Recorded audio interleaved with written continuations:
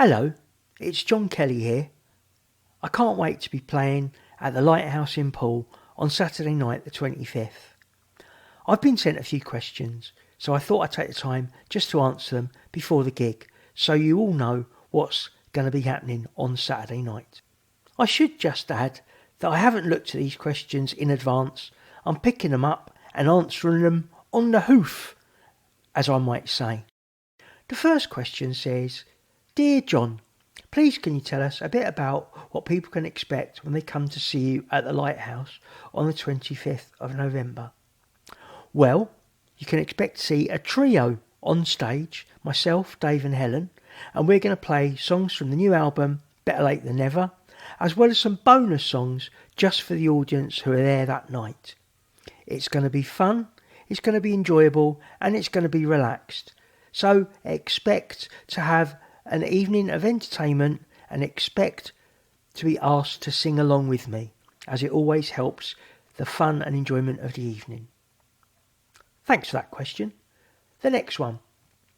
You've been doing this for nigh on 40 years. All right, don't keep reminding me. And overcome so many obstacles. What's next for you? Well, that's a really good question. I want to do more recording. And I want to do more touring. I love playing live. You can't beat playing live. So I just want to keep going and writing new songs and playing to new audiences, because there's still a lot of people who haven't heard the songs, or when they do find it, they want more. So I want to just keep doing that, really. I'm expecting some exciting things in the new year, and this year has been brilliant. So the gig is really a celebration of all the things that have happened up until Saturday night, the 25th of November. Thanks for that question. The next one. To paraphrase Billy Bragg, if you're not drawing the flack, you're not over the target. How do you deal with the flack, John? Well, that has been sent by someone who obviously knows their Billy Bragg stuff. And as you all know, I love Billy Bragg. He sings from the heart, and he sings about the things that matter, which is what Woody Guthrie taught us to do. For me, I think singing keeps me on top of the target, which is really just making sure that we build a more friendly, caring society which looks after everyone and includes everyone. And it can be done. So I think my music is the way in which I keep my focus, and I deal with the crazy things that are going on in the world and some of the unfairness that's happening in the world.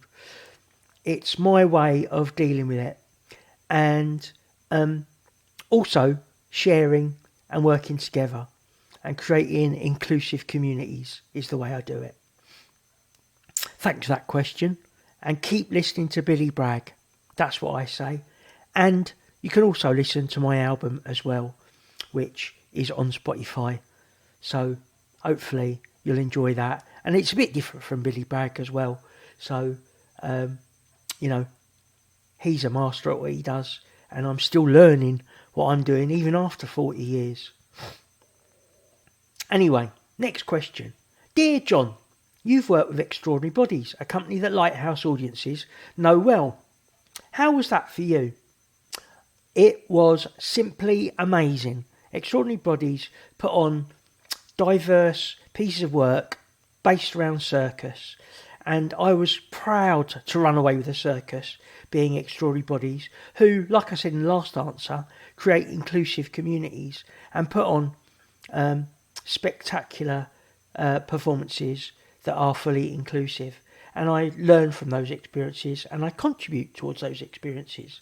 It was a privilege to be at the Lighthouse on the big screen, and I can't wait to be there in person and actually sharing the night with you, the audience. Working with all the groups and professional artists that I work with, be it Extraordinary Bodies or Grey Eye or Drake or Folk Expo or the Musicians Union or all the different organisations that I'm privileged to be working with. I always learn, and I always like to share it. So thank you for that. Great question. Next one. Dear John, some people might know you from the Ian Dury musical, Reasons to be Cheerful. It must have been a thrill to be involved with. And maybe a wrench to leave. Question mark. Well, doesn't really felt like I've left it in a sense, because the experience was so strong that it stayed in my heart. And I still do quite a lot of Ian Dury music within my songs. And if you're very good, who knows? If we get an encore, we might do an Ian Dury number. Who knows? But it was quite a privilege to do that show. I'm singing songs from one of my heroes, my childhood heroes, someone I grew up with. And it was a privilege. And I learnt an awful lot about performing and doing it on a professional basis. And hopefully some of that will rub off on Saturday night and you'll get some of that magic. So, thank you for that question. We're nearly at the end here. The penultimate question. Dear John, what role do the creative industries have in making sure all voices are heard equally? Now that's a deep question, and one I hope to go into in more detail during the question and answer session, which will be after the gig. However, in short, the music industry has got a real important role in making sure that there is equality, that there's a fair playing field, and that the rich tapestry of music is available for people to listen to. The music industry does need to catch up with the disability arts movement. We've always been in the music industry, and it's not about us fitting into the music industry. It's about the music industry realising that they're missing out on a wealth of talent that adds a unique colour to the musical world that we all love and enjoy. Music is really important to us all. It marks a time in our lives. It brings a smile. It does so much for our well-being. So the music industry needs to make sure it reflects the people that listen to it. And that includes me as a disabled person. And it includes you. So we have to keep pressure in the music industry to make sure that all voices are really heard with equality, respect and fairness. Those are three big words that probably need a little bit more unpacking. That in the background is Mrs. Doyle, my clock, to say it's time to finish. So, the final question. Dear John, please could you tell us a little bit about the Telecaster and maybe demonstrate its unique powers? It's got magic powers. That's what I would say.